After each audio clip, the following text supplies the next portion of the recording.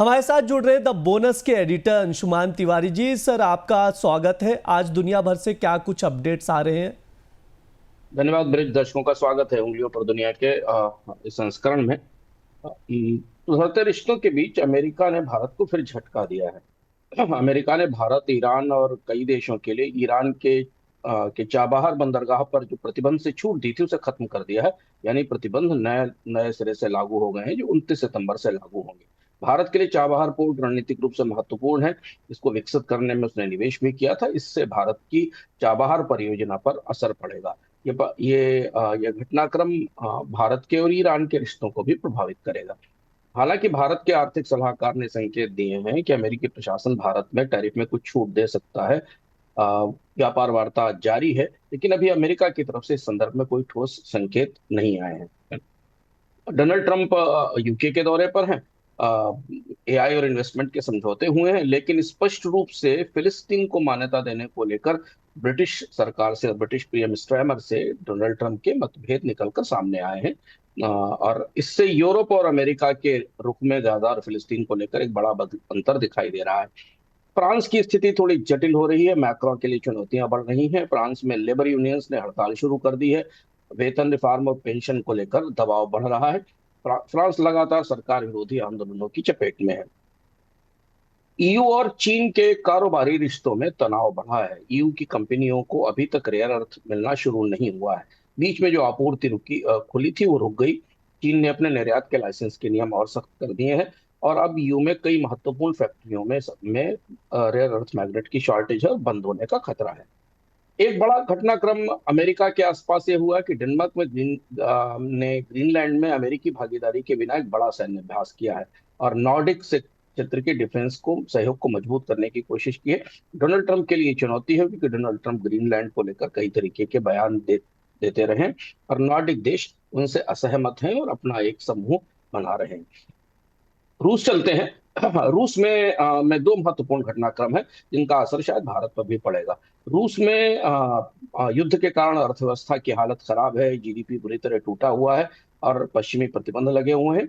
इसलिए रूस की सरकार ने बजट में नए टैक्स के संकेत दिए हैं। वैट बढ़ाने की संभावना है। बजट इस महीने के अंत में आएगा, जिसमें जीडीपी गिरने से अर्थव्यवस्था को बचाने के लिए और तेल राजस्व में कटौती की भरपाई के लिए वैट बढ़ाया जाएगा। रूस प्रतिबंध से बचने के लिए भी इस बजट में नए कदम उठा सकता है, क्योंकि तेल और गैस के राजस्व में 23% की गिरावट की आशंका है। यूक्रेन के हमले के बाद रूस के रिफाइनरी और तेल क्षेत्र को बड़ा नुकसान भी हुआ है। एक और खबर जो भारत को आज प्रभावित करने वाली और आज भारत सरकार की तरफ से इस पर प्रतिक्रिया पर नजर भी रहेगी, वो ये कि सऊदी अरब और पाकिस्तान के बीच बड़ा समझौता हुआ। पहली चीज तो ये कि दोनों देशों ने एक दूसरे पर हमले हम, आ, एक दूसरे पर हमले को एक दूसरे पर अन्य पक्षों से हमले को अपने पर हमला माना है। और ये इस तरीके का की संधि पाकिस्तान ने पहली बार किसी अरब देश के साथ की है, एक न्यूक्लियर ताकत के साथ। सऊदी अरब का ये नई पेशबंदी भारत के लिए चुनौतीपूर्ण है। इसके अलावा रक्षा सहयोग का समझौता हुआ है और आर्थिक समझौता हुआ है। ऊर्जा पर फोकस है, निवेश निवेश पर फोकस है। भारत के लिए कूटनीतिक रूप से चुनौती है, क्योंकि सऊदी अरब से भारत के रिश्ते भी बेहतर हैं।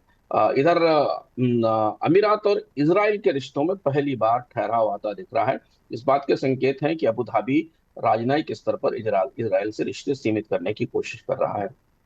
ये कतर पर इसराइल के हमले, खासतौर पर हमास, कतर में हमास के नेताओं पर इसराइल के हमले के बाद का घटनाक्रम है। इसराइल ने iron beam laser defence system की घोषणा की है। मिसाइल रक्षा क्षमताओं का विस्तार किया है। एक बेहद कम जानी हुई खबर पर खासी महत्वपूर्ण खबर, जिसका असर आने वाले 5-6 महीनों में दुनिया की तेल कीमतों पर दिखाई देगा, वो ये है कि अफ्रीकी देश अपने तेल उत्पादन को एक साझा नियमों के तहत लाने जा रहे हैं।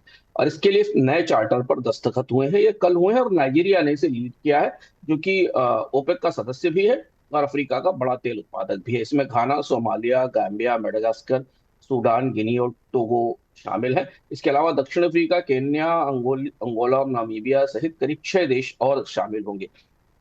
माना जा रहा है कि ये एक सामूहिक गठजोड़ बनाने की कोशिश है अफ्रीका के तेल उत्पादक देशों की, जो ओपेक को आने वाले दिनों में चुनौती देगा।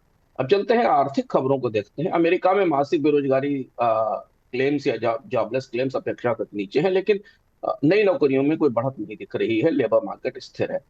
अमेरिका ने ब्याज दरों में कमी की, पर बाकी बैंक इसे फॉलो करने में भी हिचक रहे हैं। बैंक ऑफ इंग्लैंड ने अपनी बैठक में ब्याज दर में कोई बढ़ोतरी नहीं, कटौती नहीं की, उसे स्थिर रखा है, लेकिन बॉन्ड पोर्टफोलियो की सेल बेचने को थोड़ा धीमा किया है। यूरोजोन में महंगाई थोड़ी नरम है, पर ब्याज दर में कटौती होगी, इस पर थोड़ा संशय दिखाई दे रहा है। कॉर्पोरेट दुनिया से कल 24 घंटे में तीन चार बड़ी खबरें थी जिनका काफी जियोपॉलिटिकल असर है। एक तो एनवीडिया ने, जो बीमार टेक दिग्गज है इंटेल, जो कि अमेरिका की सबसे बड़ी चिप कंपनी थी, उसमें $5 बिलियन के निवेश से 4% इक्विटी लेने की पेशकश की है।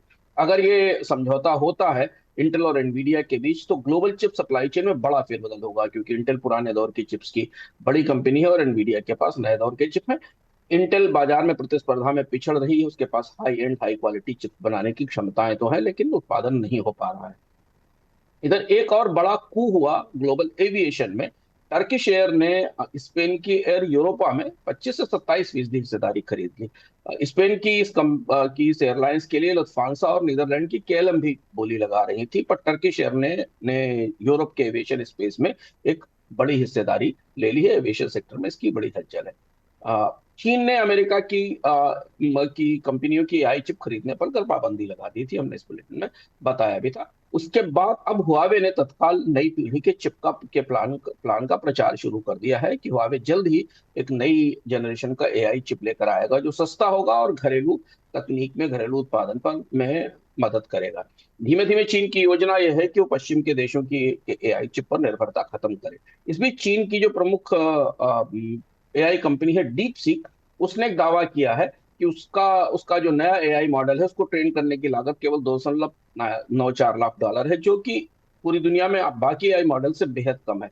और इससे अमेरिका के ओपन एआई और अन्य एआई मॉडल्स को बड़ी चुनौती मिलेगी। डीपसीक अपने मॉडल को सस्ता रख रहा है ताकि पूरी दुनिया में अधिक से अधिक डेवलपर इसका इस्तेमाल कर सके। जापान से खबर है कि जापान में चावल थोड़ा सस्ता हुआ है। चावल ने जापान में राजनीतिक रूप से भी इसे काफी चुनौतियां पैदा की थी और चावल की कीमतें कम होने से अब वहां महंगाई में कमी दिखाई दे रही है। कमोडिटी बाजार की तरफ चले तो तेल की कीमतें गिरी हैं। चीन में मांग का अनुमान घटा है।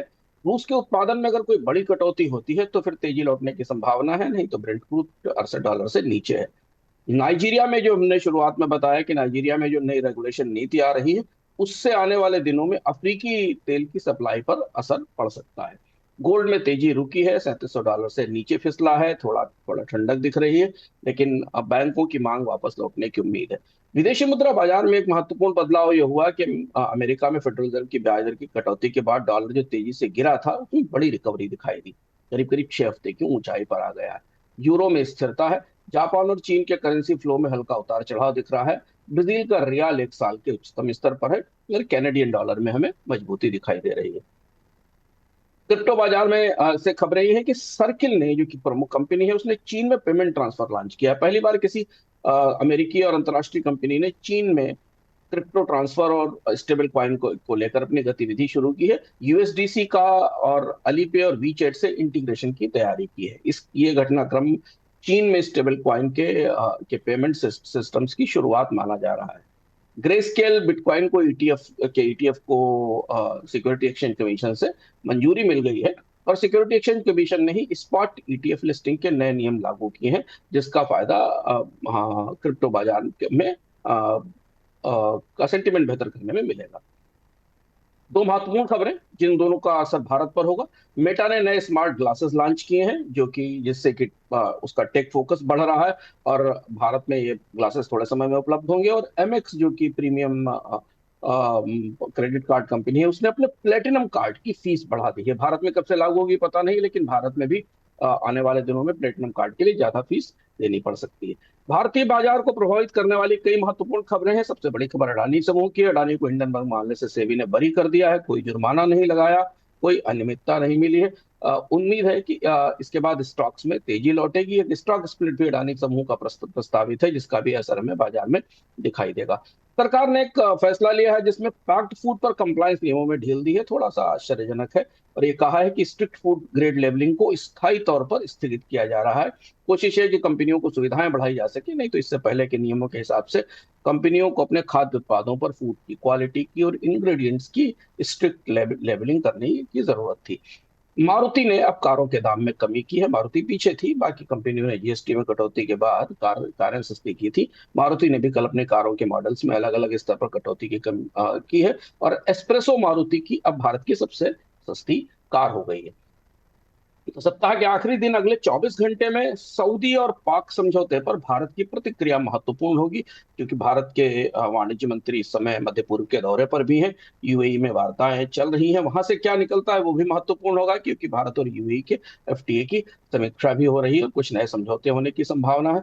चाबहार पर अमेरिका का जो रुख बदला है, उस पर भारत क्या प्रतिक्रिया करता है, इसे देखना होगा। और इसके अलावा टैरिफ को लेकर भारत और अमेरिका के बीच ट्रेड डील को लेकर कोई नए अपडेट आएंगे तो वो बाजार को प्रभावित करेंगे। तो उंगलियों पर दुनिया में आज मुंबई से इतना ही। वापस चलते हैं नोएडा स्टूडियो ब्रिज के पास। बहुत बहुत शुक्रिया सर, इतनी सारी जानकारी साझा करने के लिए, तमाम खबरों का विश्लेषण करने के लिए बहुत बहुत शुक्रिया सर।